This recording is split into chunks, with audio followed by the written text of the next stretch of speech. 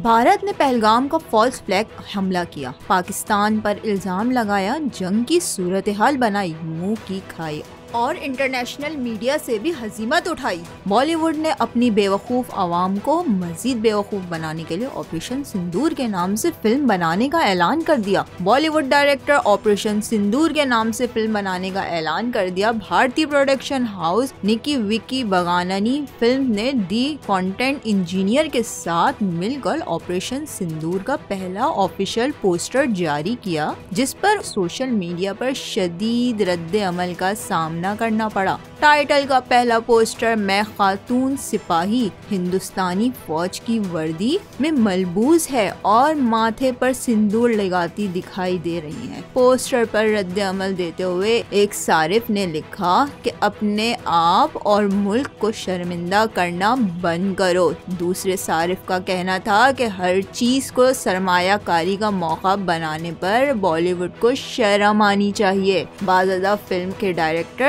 अतम महेश्वरी ने तहरीरी माफीनामा जारी किया और तस्दीक की कि खास प्रोजेक्ट शोहरत और कमाई के लिए नहीं है।